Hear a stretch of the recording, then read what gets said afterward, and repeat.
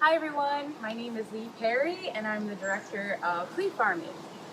Thank you so much for joining us today on this virtual swarm ride. As many of you know, we are in unprecedented times. This is a crisis that is taking place, the coronavirus, that is really putting us at a standstill with many of our operations, as many small businesses and nonprofits are. And we really want to prioritize the safety and health of our volunteers and staff. And so we have basically paused all of our normal operations in order to be as safe and proactive as possible. So that's why we're doing a virtual swarm for you today. Happy Easter for those of you that are celebrating Easter. And really, Fleet Farming is an outdoor education organization. We are trying to teach the next generation of urban farmer how to grow food. We are not a for-profit production urban farming operation. We are a nonprofit educating people.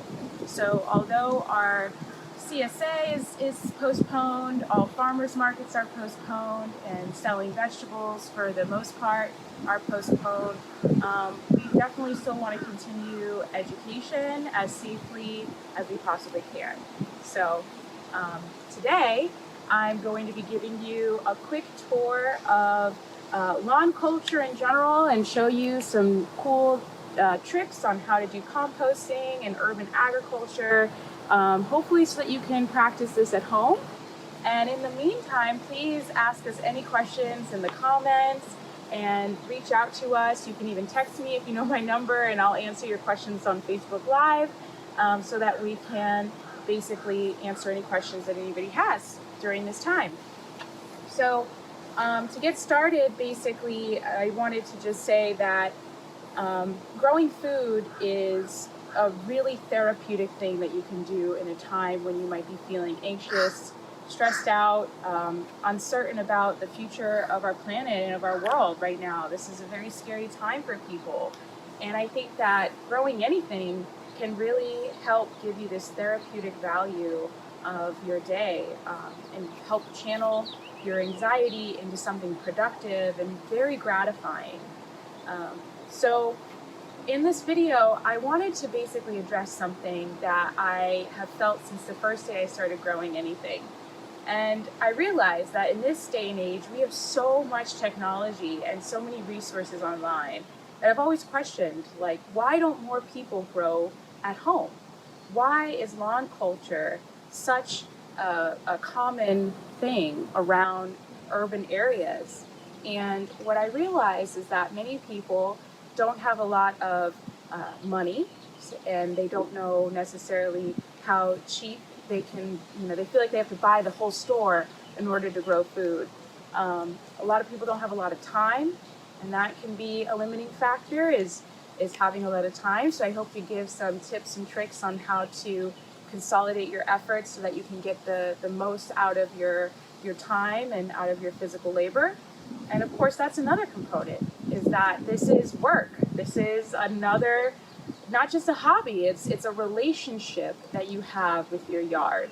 You have to feel kind of one with your ecosystem, your environment that you're building in your yard when you grow food, because it's not just putting a seed in the ground and watching it grow. It's a whole process, and so we'll talk about that. And then lastly, just people don't know where to get started. And so today I wanted to break down some common ways that you, the average homeowner, or maybe you own a small business or church and you wanted to one day transform your underutilized space into a productive micro farm, and how exactly you can get started. So let's talk about lawn culture in general, right? So if you can see behind me, we have some really beautiful homes with really beautiful, bright green grass. And grass is beautiful, right? You see a house with a really manicured lawn and you think, wow, that person must have the resources to have this really beautiful, well-kept lawn. However, if you really pay attention, you see any insects or any butterflies, anything outside of the common squirrel on these front lawns? Not so much. So really, grass is not really benefiting anybody but you visually. And many times you can spend upwards of $100, $180, every single month just trying to maintain your lawn. And not to mention that lawnmowers and weed whackers can expel 11 times more CO2 than the average automobile. So in the same hour that you're driving in your car, your lawnmower is so fuel inefficient that it's actually expelling 11 times more CO2 than your car if you were to mow your lawn for that same hour. So your carbon footprint could be lowered if you transformed your lawn into a wildlife habitat utilizing native plants, or even an agricultural resource. And not to mention that utilizing different techniques can help sequester carbon out of the air. So you can actually be reversing your carbon footprint, and we can talk about that later.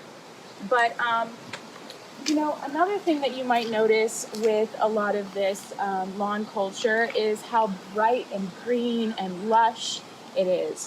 But something that I want to point out is that it takes a lot of resources, not just in maintaining it and cutting it, but also in adding lots of chemicals and pesticides and fertilizers to keep it looking this beautiful. And although the intentions of the homeowner might be that they want to have a really beautiful, visually appealing lawn all year, and that might look like it's less maintenance, you actually might be spending more money, more time, and more resources if you utilize this method than transforming your lawn into a wildlife habitat or a micro farm, which we call a farmlet. So with that being said, let's go ahead and take a look at a different type of lawn that I most commonly see throughout Central Florida.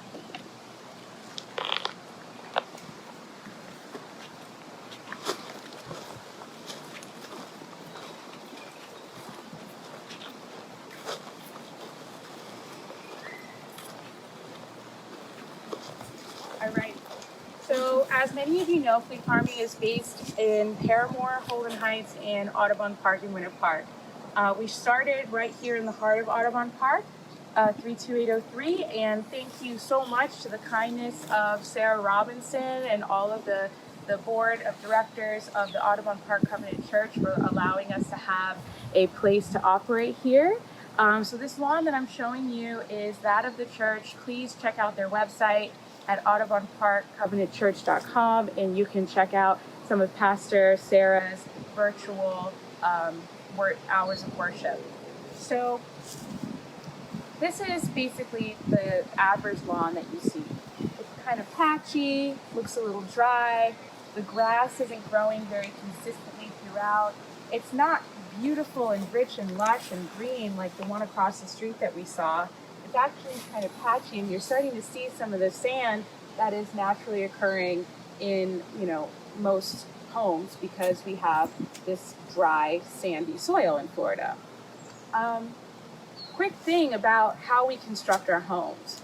So if you have a lot with beautiful trees and all of this ground cover and shrubs, when you go to build a home, typically most of that property is completely leveled. All the trees and shrubs and even some of the soil is removed, and filler dirt is added when the foundation of the home is built. And this can be basically nutrient void. There's not a lot of nitrogen or phosphorus or all of these chemical components that plants and especially vegetables need in order to succeed. And so 9 times out of 10, most of your time is going to go into building your soil if you're trying to grow anything. And there are some really inexpensive ways to do this. But I want to just point out that sandy soil like this is not that bad. I mean, it is definitely nutrient void. It doesn't have that many nutrients in it, but it holds water really well, really deep. And it definitely does have some minerals, but mixing this with different types of soil amendments is actually really great for certain crops. So we'll talk about that as well. So don't be discouraged. To me, this is a really good sign of a piece of property that you can transform very easily in comparison to that very bright green lawn like we saw across the street, where there's a lot of toxic chemicals now that your soil has been exposed to. And you actually might have to remediate some of those chemicals before you put anything in the ground. Otherwise, you're basically going to be consuming those chemicals in your body if you try to grow in that chemically treated soil. So this is a fresh start to me. This looks like a blank canvas. So let's go ahead and check out a farmlet so that we can see what the potential is. So let's just say you have a lawn and you want to transform it, but you don't know where to start. First things first, you can solarize it, meaning you take a large tarp.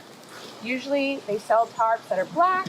I've been told by other colleagues that a clear tarp is actually better because it captures the radiation from the sun and basically microwaves your grass and kills the roots. And so that's a really great way to start from scratch, so that basically the first few inches of your soil is going to be completely killed by the radiation of the sun under that tarp, and you can start fresh with compost on top. I personally don't like solarizing too much because, like I said, it kills everything. So it even kills a lot of the micro organisms that you rely on in order to do some decomposition. It also kills anything that's on top. It makes your soil very, very dead and very, very dry and sucks out all the moisture. So I like to do some cheats, meaning I like to typically hand remove as much as I can, which is very labor intensive, very physically demanding, but to me, it's just a process of adding as much carbon and as much nitrogen as possible to the soil instead of completely depleting it. So here we are, we're at a farmlet. So let's say you just put down your tarp, you solarized it, and you remove the tarp, and there's nothing but dead plant material and sand. So you're going to want to take a scuffle hoe or a shovel, which you can find easily at Home Depot, and you're going to want to remove that plant material. Any dead grass, you're going to want to remove it by the root and get it completely out of your space. What size should you do? Well, I typically like to do 30 feet by 50 feet if you have the luxury of that space, but you can grow a lot with very little space.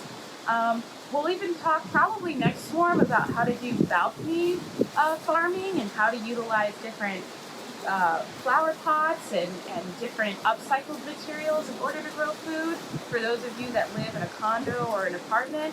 But for the most part, with underutilized land like this, you can convert as much space as you're allowed in your HOA or in your neighborhood and get a lot of produce out of it. So, okay, so you remove your tarp, you've removed all the plant material, and now you want to add rows of compost. Why rows of compost? You don't have to utilize this method. For us, because we deal with so many volunteers, we have all these different staff members, we have interns, rows are just easier because you can get access to each side, but we're not a for-profit production farm. So, for example, you might see other urban farmers that they have these beautiful lush rows of very evenly spaced out crops that are basically put in the ground using a mechanical tool called a seeder, which we use on occasion. But for the most part, we are not trying to get the most output of the farmlet. We are trying to show different techniques and different practices and showcase different crops in order to educate all generations on how to grow a wide variety of crops. And selling that produce helps to give us revenue back to continue to pay our urban farmers a livable wage and to continue to pay for all the tools and materials that our volunteers use, like shovels, compost, etc. Whereas for-profit urban farmers, they usually just stick to a handful of crop varieties and try to use every single square inch in a calculated, very evenly spaced way so that they can get the most yield and be able to quantify the timeline of when they're going to get produce out of their farm, right? So they'll seed it with the seeder, evenly spaced, and then they'll be able to track exactly how much of an estimate based on the number of pounds they can get out of it. If you want to go that far, there's so many resources online, like Curtis Stone, all these amazing urban farmers like Everoak that are doing that method. For us, we're trying to use more agroecology practices. So we're using prime real estate in the rows to utilize different types of pest deterrents and try to use the most organic ways possible to grow a wide variety of produce. And what we sell is what we sell. And so, for example, we use different types of herbs and pollinator-friendly plants to deter a lot of bad bugs. And we also try to attract a lot of predatory bugs like wasps that will feed on some of the bad bugs that might attack some of our produce. And that's all part of the learning experience with flea farming. And so if you have any questions, please put those questions in the comments and we will answer them at the end of the tour. So you have removed your tarp, and let's say you don't want to go with the traditional method of the rows, you want to do more agroecology methods. That's great. You definitely want to add some type of soil, right? You want to maybe make your own compost, or you can buy compost from different companies. Sorry, the church bells are going off. You can buy compost from different companies like Southeastern Soil that has a wide variety of different types of soils that are ready to plant. You can also make your own soil by utilizing different composting methods, which I can teach you. Or you can buy soil from Monterey Mushroom Farm, which is very nutrient dense. It's basically a byproduct of their mushroom farming operation, and so it can attract things like nematodes because it's a little nutrient rich and very moist. So you have to really experiment and be okay with experimenting, because if you fail, use it as a way to learn from that mistake. Please, please, please do not make a mistake, kill a crop, and then say that you don't have a green thumb and never try again. I think that is the most common thing that I hear when I go to the farmer's market or when I do a class, that people say, I don't have a green thumb. And I'm like, why? And they said, oh, I killed something one time and that was it. I never tried again. Or, it got too hot. Death is a part of life. And when you're growing food is alive. Plants are alive. And so if you experience any type of loss, use it as a way to learn more about that crop and try a different method next time.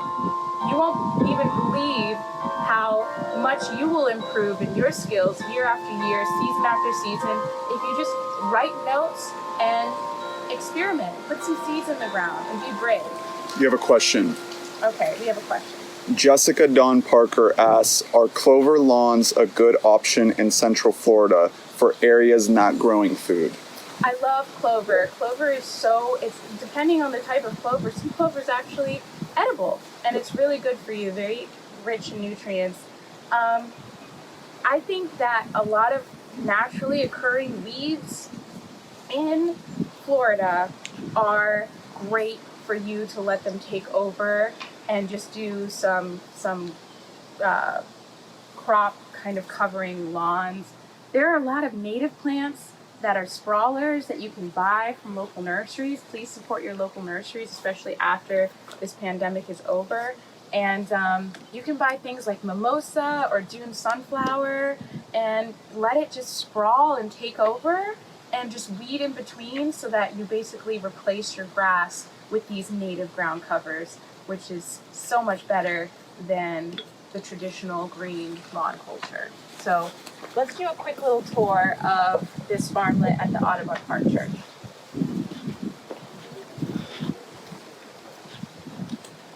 So this plot needs a lot of weeding. We haven't reset this plot yet, but I wanted to show you just kind of an example of some different methods that we use in the same plot.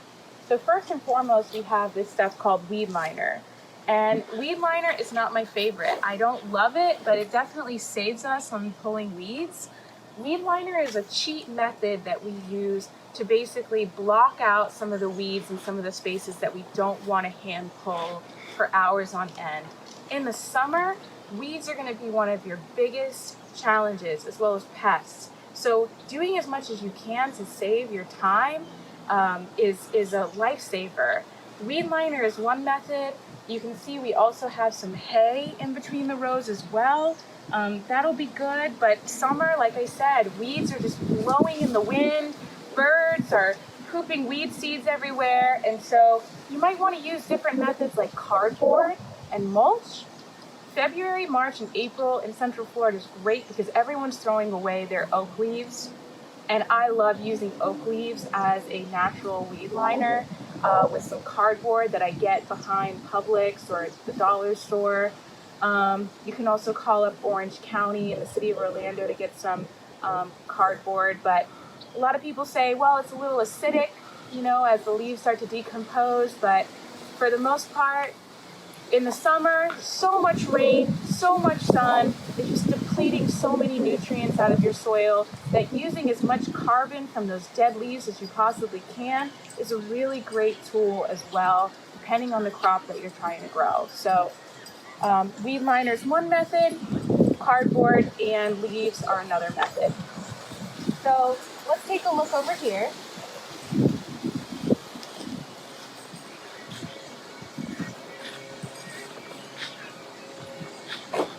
We have all different types of crops and things like that we're integrating into this plot. We have these various types of tomatoes. A lot of them were Pioneer tomatoes from last year that we basically intercrop with things like,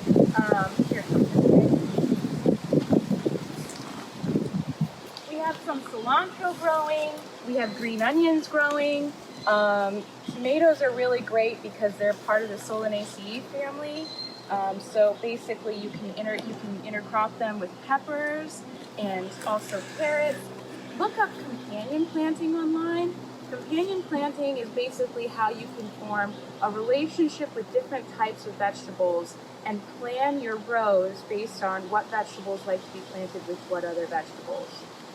So for example, tomatoes love nasturtium. This is nasturtium. These are a type of flower here. I'll grab a little bit. This is nasturtium. This is an edible flower and it has edible leaves. It's a little spicy, but it grows really, really well with tomatoes and peppers, and it attracts a lot of the pollinators that'll help to fertilize the flowers that your tomatoes and peppers need fertilized in order to produce their fruit. And so nasturtium is a really great companion plant. How do you know this? Well, you can Google all these different graphics on companion planting and just experiment, And if you ever have an insect problem, research that insect and try to find the most organic way to combat or deter those pests. And try to find out what eats those pests and see if you can attract them to that plant, right? So it's basically a way to lure predatory bugs to your farm and to combat some of these bad bugs. But they gotta eat too, You look at all these lawns and you see just grass, grass, grass. Of course, a beautiful ripe tomato is gonna be the first thing that it's gonna be attracted to. So you can't blame them. You just have to have these different techniques that you can integrate in order to combat them. Somebody is asking about the specific page. So we have a website page. Yeah, we have of resources, fleetfarming.org, also IFAS. They have amazing resources for Central Florida garden guides and tips. You can definitely watch different types of videos, but definitely check out our website, fleetfarming.org/resources. We have our vegetable list on there. We have tips on companion planting. We have tips on composting. Basically the resources that our farmers use, we have on our website, but there's so much more that you can research online as well. So let's come over here and take a look at some other resources. So this is cilantro, and it's starting to seed, so we save a lot of our seeds. Cilantro at the grocery store is like $1 for a small bundle, but you can grow for $1 seed packet so much cilantro. And then you can let it go to seed, and you can harvest the seeds and use them season after season. They like a lot of water, they like the cooler, kind of warmer months. They don't do so well in the heat of July and August, but they grow really great next to tomatoes and peppers, and so that's why we have the cilantro strategically placed here. Look at these bees. Do you see all these bees? So many bees.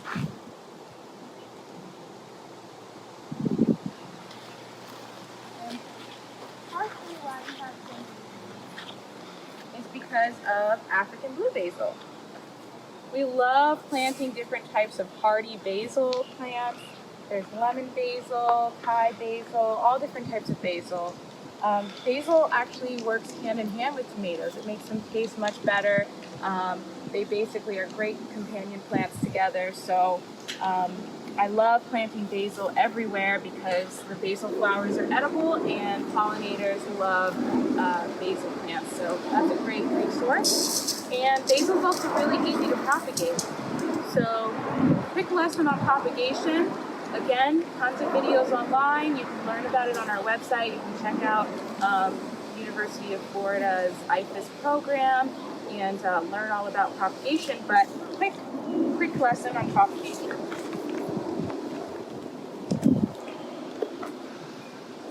First off, what does it mean to propagate? So for us, we love to keep our time reserved. I'm kind of lazy, so I don't do it right. I just take the plant, I take the bottom leaves off, and I usually stick it in the ground where the stem is green for most plants and experiment to see if it propagates. That's not always the right way. It doesn't always work. So basically what you want to do is, to do it right, is maybe get a little shot glass or a little cup, and you want to remove the majority of the leaves and allow the node, this is a node, and this is the internode. There's some little baby cells here that are not quite sure if they want to be a root yet or if they want to be a leaf yet. They're still in their embryonic state. So by exposing them to water and sometimes even rooting hormone, you can stimulate that cell and get it to become a root cell. And by sticking it in water for 3 to 5 days, it'll start to sprout all of these little roots, and then you can just stick it in the ground, and that's how you propagate. But not everything is able to be propagated, and also if it has secondary cell structures on the outside, basically like a bark, that means that it's already past its prime. It's going to be a lot more difficult to get it to sprout the roots. You actually want something way more green and young in growth, and that's basically where the propagation will take place on the node here. Really great resource for you. And so we use this as a way to attract pollinators and also to feed our happy tomatoes. And we propagate them all along the outside of our farmlet as well. So. You have another question? Yes. About seasonal planting. Somebody's asking, what do you recommend? What do you recommend we start with planting to produce over the summer? Over the summer. Summer's really complicated just because weeds grow faster. It's way more wet in Central Florida, so moisture can attract different types of funguses and also many different types of pests that might be dormant in the cooler months. So you want to plant things that are going to be easier, so some perennials, and also things that can really withstand the heat and a lot of intense sun. So things like eggplant, peppers, tomatoes. Tomatoes like their roots to be a little cooler, so they might not last as long into the summer, but Everglades tomatoes tend to do pretty good for the majority of the summer. Peppers love the heat. They love a lot of rain. Same thing as eggplant. Black Beauty eggplant are great. Also the Japanese eggplant are really great. You can check out johnnyseeds.com. They have a really great resource. But in terms of the perennial crops, I really love things like yucca, which does really great in propagations. You can do cranberry hibiscus, which is really great. You can take cuttings of that. We'll show you a little bit of these actually. Things like papayas, moringa, and we'll do a quick tour of that. Other crops would include okra, beans. Okra and beans do really great during the hot summer months. Some radishes, if you catch them before they split because they get too big. Different types of radishes do really well in the heat, different types of turnips, and ultimately things that can just withstand that heat. In the meantime, you want to do different types of soil amending because the rain is going to be really intense. It's going to wash away a lot of those nutrients, and then the sun is going to bake your plot, and it's going to basically cook out a lot of those nutrients in the top layers of your soil as well. So let's do a quick tour of the farmlet so I can show you some of the crops that I had mentioned. Quick question while we walk. Somebody's asking if raised beds will work just as well as these in-grounds. Oh yeah. So raised beds. I like raised beds because raised beds you have a lot of control, right? You can literally see when the soil is eroding and depleting. And sometimes it comes out of the bottom of your raised beds, but you still have a lot of control because it's containing the soil. It's keeping the nutrients in there, and you can just continue to amend the soil. What I don't like is that you won't find as much life in the soil as, you have to like introduce some worms sometimes. Whereas in ground, things are just attracted to the moisture, attracted to the good soil that you're putting. And so underground, sometimes you have way more microorganisms and roaches, palmetto bugs, worms, different types of millipedes and things that are doing a lot of the decomposition, a lot of the soil activity that you need in order to stimulate growth in your plants. So it really depends on what types of crops. I have both at my house. Probably the next virtual swarm on the 26th we'll do a little tour and I can show you both, but it really just depends on what types of crops, but there are benefits to both. So. Somebody's asking if it helps to mulch around the plants. Mulch can be good and bad. Mulch can be good because it can keep a lot of soil, it can keep moisture in the soil. It can stop the sun from burning the top few layers. It can create a little bit less intensity in the radiation coming from the sun. But mulch can also be a home for weed seeds, and it can also be a home for certain pests. So we like to use hay and make sure that you use a specific type of hay that doesn't have weed seeds in it. But we like to sprinkle a little bit of hay on top of our plot after we do a light seeding, or if we plant transplants from our greenhouse. We like to use hay because it's just a little less intense and it doesn't hold as much moisture, so it doesn't hold as much fungus or the big pieces of mulch that you might get from like a tree company might hold termites, might hold different types of pests, and it might not be as great. But it really depends. Like I said, I use chipdrop.com, and I get those big hunky chips of compost, but I'm growing less salad greens that are more delicate, and pests love salad greens. If they're delicious to us, it's usually delicious to a pest. I'm growing things more like eggplants, peppers, tomatoes, things that are a little bit hardier, and things that aren't as delicate. And it seems to be working fine for me, but then again, not every neighborhood will have the same pests. Not every lawn will even have the same pests.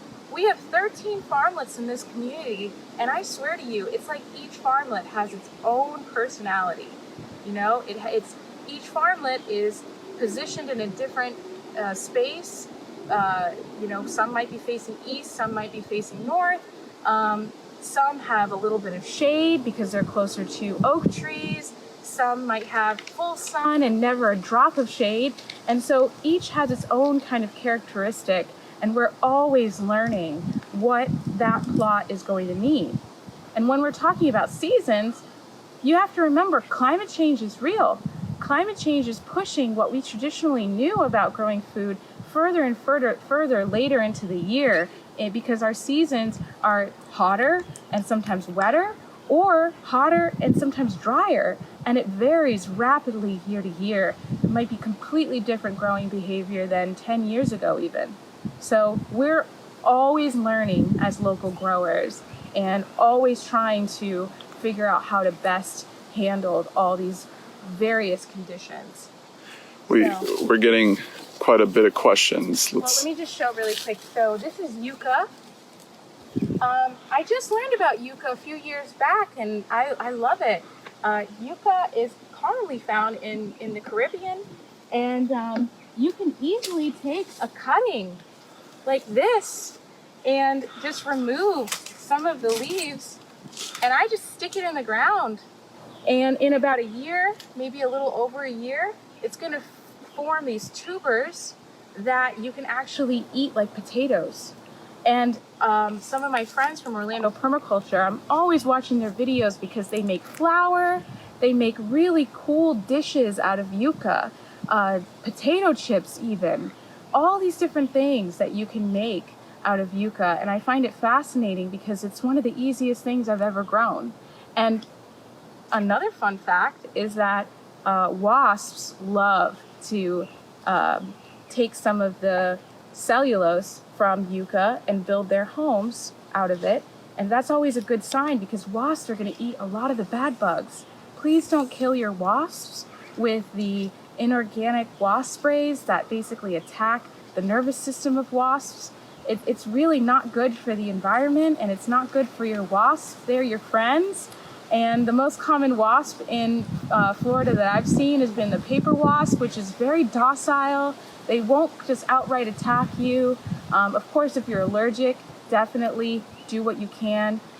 You can wet them and they will fall from the nest. You can knock the nest and they usually relocate. You can use smoke to deter them and then knock the nest out. But please don't spray them with a bunch of chemicals because those chemicals are going everywhere and you might be hurting butterflies and bees simultaneously to trying to deter wasps. So what's the next question?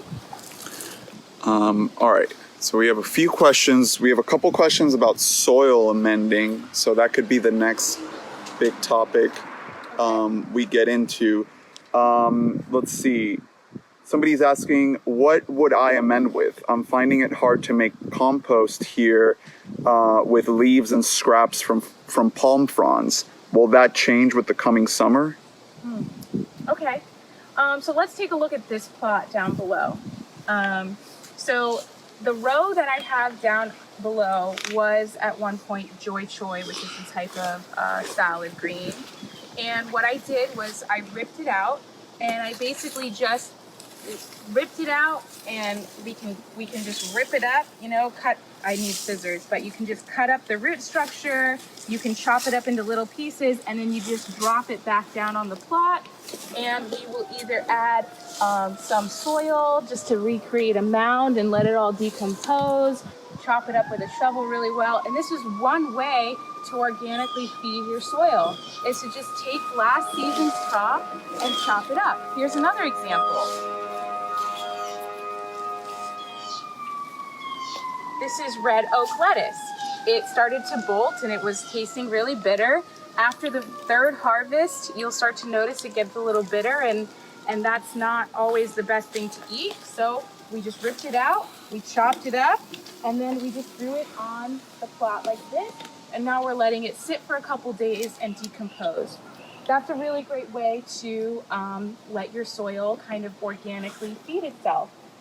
However, for a for-profit urban agriculture program, that might be a waste of time, that might be a waste of space. You're trying to optimize what you're growing as quickly as you can, so you can remove all that plant material, throw it in a compost bin, and then completely reset your plot using fresh new soil and directly seed right after. We do both depending on the season. Soil amending. So there's a lot of organic soil amending compounds that you can buy from either Home Depot or all these different places. You can make your own compost, which we'll talk about in a second, but really common things are like kelp meal. Kelp meal it's a seaweed basically. It has tons of minerals. It has tons of nutrients, and basically it's just ready, set, and ready to feed your crops. You can use other things like bat guano. Bats are flying around, eating bugs, and then basically pooping out this concentrated protein that is incredible, and it's basically like gold for your average grower because it is really nutrient dense, and it comes in this dehydrated form that you can just sprinkle right on your crops. People ask me about Miracle-Gro and some inorganic lab-made chemical compounds. There's so much you can read about online on the pros and cons of that. The way I look at it is I look at it like if you're following the instructions, sometimes you can use those things if you're desperate, but I try to steer away from that because some of the chemicals can be harmful for our aquifers. If you use way too much, it's just going right into our drinking water. You really have to just follow the instructions and really do your research. There's all these organic methods that I feel like you can easily integrate into your practices. So I steer away from Miracle-Gro, but I look at it like the difference between giving your kid sugar and feeding your kid sugar from an apple. You can easily get really great nutrients out of sugar from an apple, but if you're feeding your kids sugar from, a Hershey's bar or something like that, it's going to make the kid super hyperactive, and it's not the healthiest form of nutrient intake. So I try to steer more towards the organic ways of feeding your crops. Other things are like biochar. We have a friend named Wayne Nelson who's probably watching. He taught me a lot about biochar. And basically you can take really condensed, there's all these amazing videos, but really condensed wood charcoals basically that are just pure carbon. And if you were to pour that directly on your plants, it would absorb all the nutrients out of the soil and it would kill your plants. That's an organic way to kill maybe a bad weed that might be coming up through the foundation of your home or something like that. It's basically so porous of a material that it is sucking dry everything around it.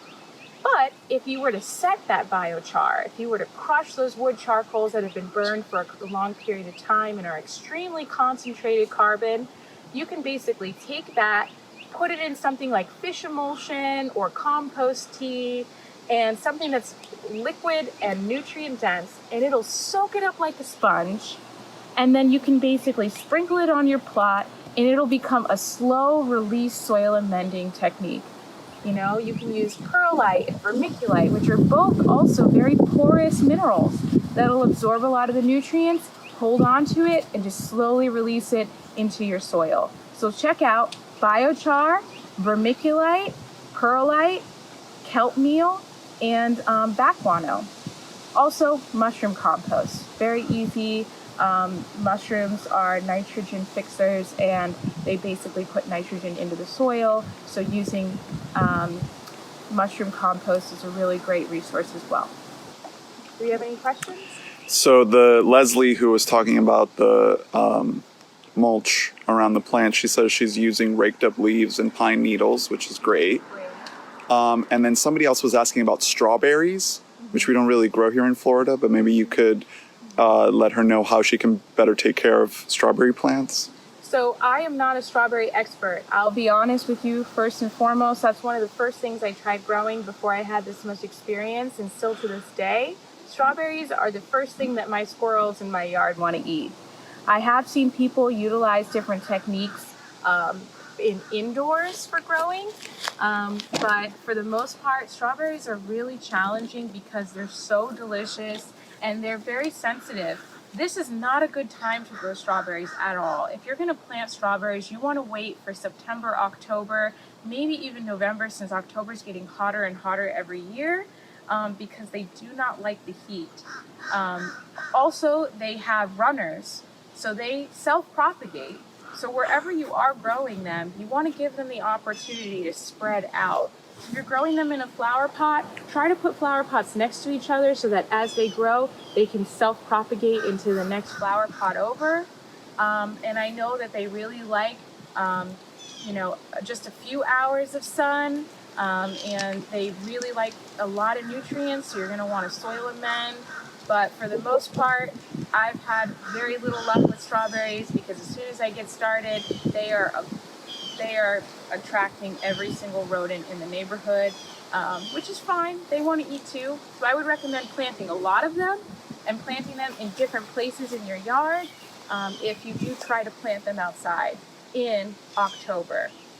Speaking of, you'll love this one.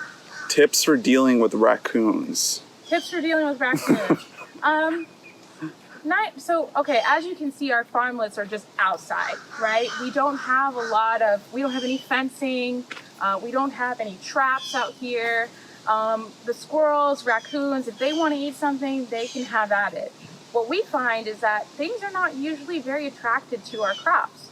Raccoons are going to go more for your trash and more for maybe tomatoes, and less for your collards or your okra and things like that. I try to plant as much as possible in a small, in whatever space we have, so that if something does get eaten, it doesn't completely devastate everything. That rarely happens. You can use some tricks that my mom always uses, like making a pest deterrent out of cayenne peppers or habanero peppers, where you cut them up, you sit them in water, you take a spray bottle and you spray the condensed habanero sauce, basically, on your plants that are getting attacked. And squirrels and raccoons have the glands that can sense that heat. They're not going to like it. It's going to burn their tongues. Now, some birds don't have those glands. Like, we have a huge peacock problem here, where the peacocks in Audubon Park eat everything out of our farmlets, to the point where we can't even get seedlings to start up without some type of covering, because they will bring their whole family and attack the whole farmlet down to nothing. So they don't have the glands that can register the heat, so the cayenne water doesn't work for them. So raccoons, try the cayenne water, plant a lot. Squash gets eaten, the squash flowers, they're so delicious, they get eaten by raccoons and by squirrels. We just don't grow squash. We've just decided that's not really a priority. We try it here and there. Sometimes we get away with it, but for the most part, that's not one of our leading crops that we grow the most. We have 12 minutes left in our hour block, so we should probably get to the other plot. But while we walk, somebody has a question about Florida broadleaf mustard seeds, and they're sprouting up everywhere. So Rachel is asking, how can I thin them out, and how do I care for them? They're about an inch high. Mustards are great. Mustards are great, and they actually fight against nematodes, so that's good. Just weed them out, or you can take cardboard, or you can take a tarp and utilize that to basically solarize them. It's basically going to kill their seeds. But eat it. I mean, eat it or give it away. Mustard is a really great crop. I do want to take a quick walk. Compost. Yeah, over to the compost Okay. pile. Beans are also really great because they're adding nitrogen into the soil. We have some sorrel here, which is really delicious. Lots of dill and fennel. Check this out. Look at that baby bee. Lots of little baby bees everywhere. Dragonflies on some of the, looks like arugula flowers that we have.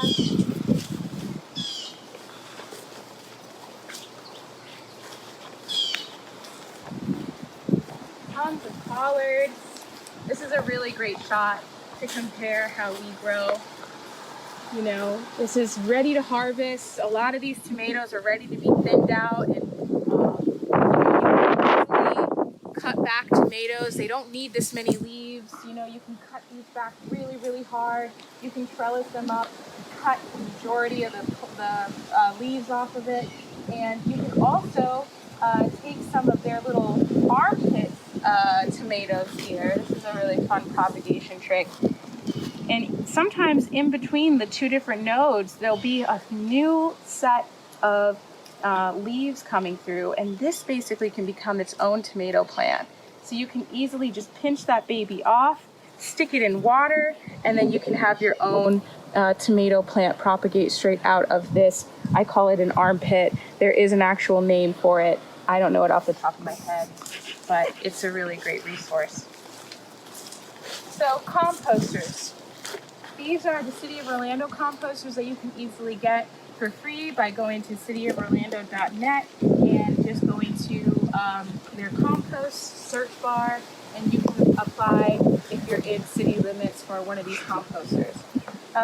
Not my favorite composter in the world. Sorry for the hot take, but it doesn't have as much airflow as I personally like.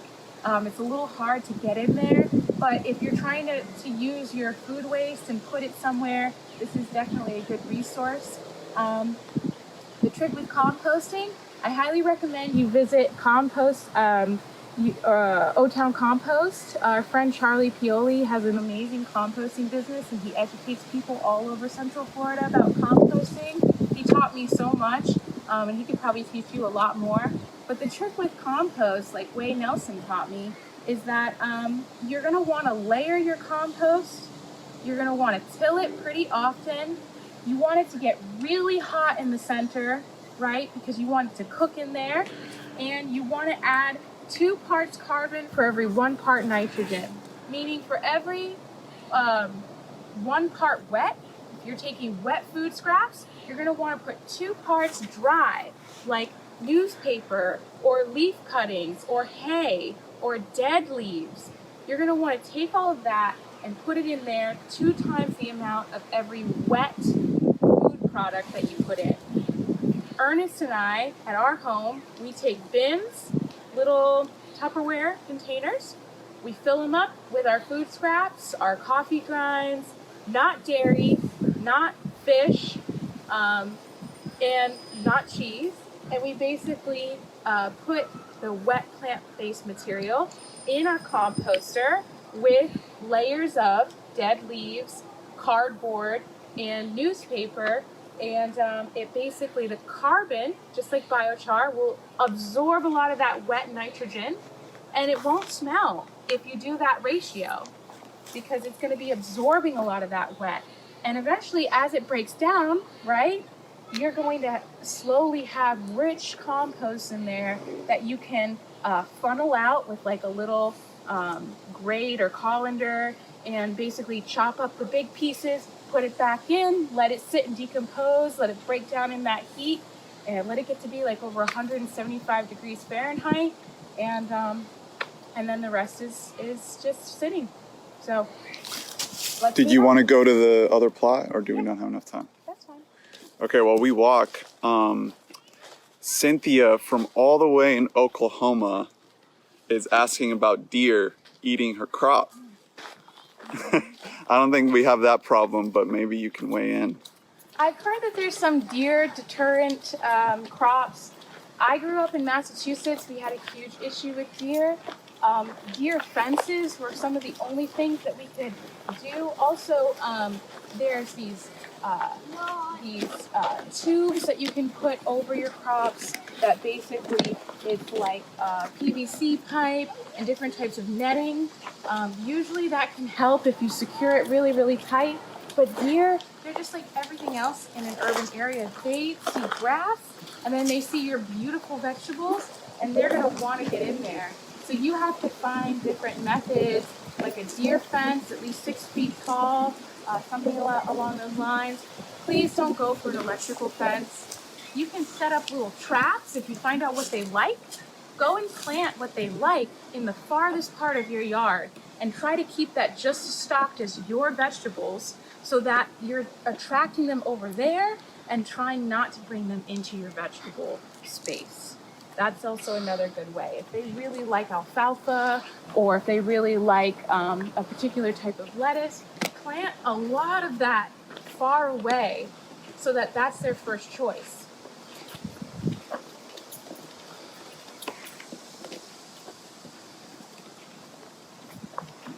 So here we are, we have another farmlet. As you can see, we have tons of weed liner. We planted some pollinator plants. I just planted a bunch of roselle seeds. If you've ever had roselle, it's really yummy. Lots of nasturtium, sunflowers. Sunflowers are really great for bees. We have mint, which is really great at deterring a lot of pests.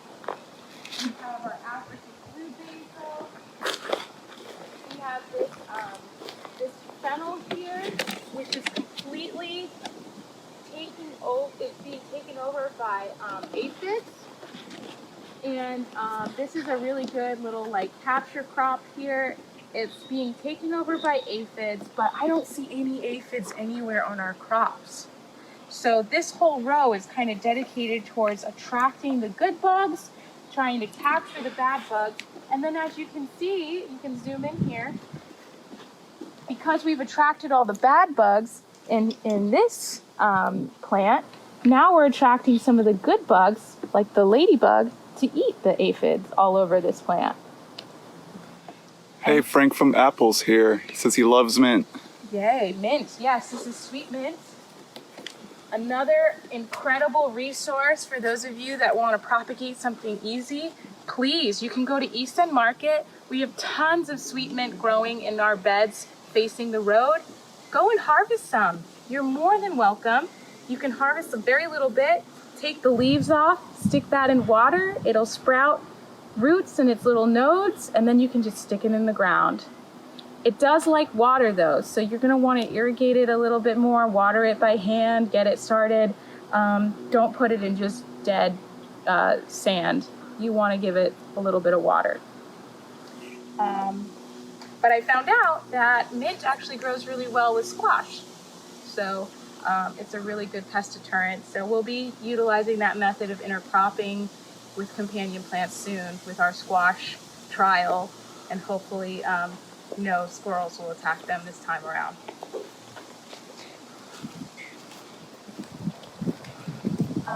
Tomatoes. We have lots of different types of tomatoes. These were given to us by our homeowner who comes out here and eats these tomatoes. We're trellising them. They do get attacked sometimes, but that's okay. We are always trying to, give the birds some food too. Sometimes birds want to eat a little tomato. Sometimes, raccoons and squirrels, they might eat a tomato or two, but if you plant enough, you'll have enough as well. There is a section on our website, fleetfarming.org/pest maintenance. IPM. IPM, integrated pest management. Tomatoes do get attracted. They do attract different types of caterpillars, and so you might have to turn to an inorganic solution. There's things like pyrethrin and things like that you can use. Follow the instructions on the box, but sometimes planting the right tomato and maybe harvesting it when it's still green, bringing it inside and letting it ripen indoors might be a good way to not have as much of a pest problem as well. So there are different tricks. I don't really like to use that many chemicals just because it could harm some butterflies sometimes, things like that. But you have to find the most organic way to deter the pests and ultimately also some tricks of harvesting things at the right time to avoid attracting pests in the first place. Do you have any other questions? Well, you should probably talk about the monocrop aspect, because that's basically what you're tying into. Yeah. So I mean, you know, a lot of farmers, they just plant maybe 1, 2, maybe 3 crops over and over and over again because they might have a vendor that they're trying to sell to and they have a quota that they need to meet. And you know, I'm not going to put any farmer down. We are trying to show that for the average person trying to grow at home, there are different methods if you're not focusing on production that you can use to deter pests and to combat. But if you're trying to go for production and quantity, you might see things more commonly like a monocrop that is just one crop being planted over and over again in rows, and everything is evenly spaced out and harvested over and over again. But what you're going to have to do is you're going to have to add a lot of nutrients to that soil that those crops are generally using, because otherwise you're depleting just one thing out of the soil and you're not going to get the same yield. So that's a method that you're going to have to utilize, or figure out companion planting, figure out organic soil amendments. Again, companion planting, you can find that on UF IFAS's website. You can find that by just Googling companion plants Central Florida. You'll find so many awesome tricks, tomatoes and carrots, nasturtium, all these different remedies for some of your soil amending challenges. Back to IPM, Rebecca is asking if we recommend neem oil, which yes, we do. I do like neem oil. Neem oil is great because the neem tree, where it comes from, is utilized in shampoos, in different types of skincare products. There's even some toothpastes, I think, that have neem oil in it. It is a natural organic compound that you can use to combat pests, especially like aphids and things like that. Neem oil is an oil, so a lot of pests don't like how it feels. They can't really hold on to the plants as well. Sometimes it suffocates them. However, because it is an oil, right, you need to apply it earlier in the day because the sun can bake that oil, heat it up if you try to use it in the peak of the afternoon hours, and it will basically fry your plants alive. So you're going to want to put that on. Even a lot of people use Dawn dish soap for different pest problems. Same thing. If you put it on, you're going to want to put it on at dusk, and maybe in the morning, rinse it off. Sometimes you can spray a little bit on your plants in the earlier part of the day and let it set. You never want to put it on before rain because it's just going to wash it away. But yeah, all of those instructions are going to be on the neem oil bottle, and you're going to want to follow the measurements and not use too much because again, you can really fry your plants and cause more of an issue than even the pests, whether it's organic or not. All right, we're pretty much out of time. It's 11 o'clock. So we can wrap it up. So again, you can check out our website, fleetfarming.org. You can email us questions. Because of the coronavirus, we're not going to be out here doing big events with volunteers. We're going to be doing a lot of virtual classes like this. We also have a remote education opportunity for a one-on-one with myself and some of our other staff members from home, where you can send us photos of your garden and we can basically give you a one-on-one tutorial. It is for free, but we are asking for donations to have the capacity. But ultimately, Fleet Farming's mission is to educate all generations on these techniques, building a community around growing food rather than a for-profit production farm. So that is the difference between us and some of the other techniques that you might see. But all in all, you're a hero to me if you put a seed in the ground, right? If you're taking that chance to be brave and to experiment, to make outside your classroom, then you're a hero. And so I want to encourage you to do that and use the therapy of building a relationship with nature to get through this crisis. So thank you so much for your time, and good luck, stay safe, and stay home.